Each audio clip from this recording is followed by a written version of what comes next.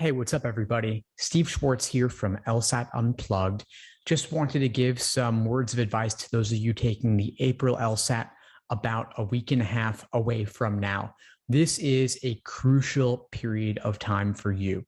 A lot of folks will run the risk of doing too much, risking burnout.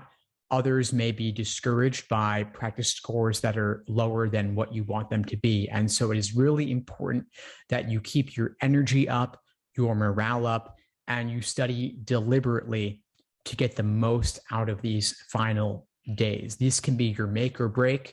You do it well, you can take the LSAT and be done with it for good. If things don't go your way, you may end up needing or wanting to retake the LSAT. So what should you do in these final days? This is not the time to try out some radically new approach. This is not the time to burn the midnight oil, studying day after day, night after night. You want to maintain your energy level, take a handful more practice tests to see where you stand, and in order to get some more run-throughs of what your test day experience will be like.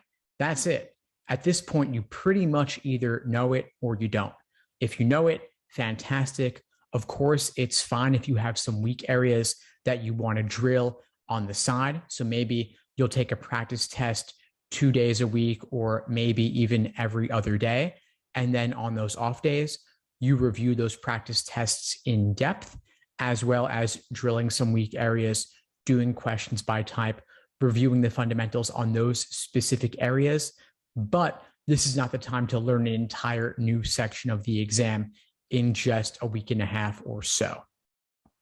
So that is ideally what you should be doing. What you shouldn't be doing is taking a practice test every single day. That runs the risk of burnout.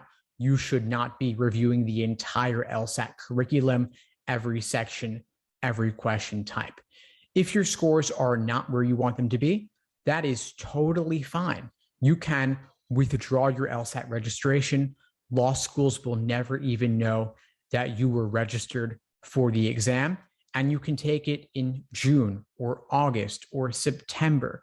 There are plenty of other LSAT test dates remaining this year, and you can still apply at the very beginning of the cycle or fairly early in the cycle. And that's whether the April LSAT goes well or not. In fact, I recommend that everybody retake the LSAT, unless, of course, you got a perfect 180. Why? Because law schools do not average multiple LSAT scores. They only take the highest score.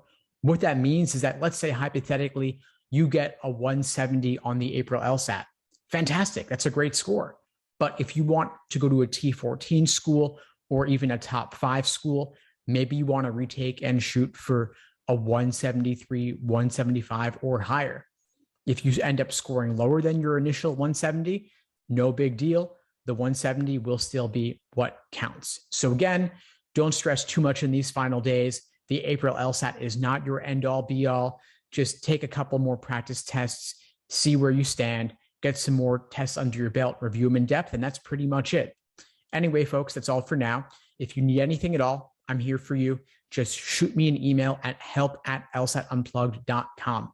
And if you're a little bit earlier in your LSAT prep, or you just want a quick refresher and review in these final days, check out the free Easy LSAT cheat sheet linked in the video description below.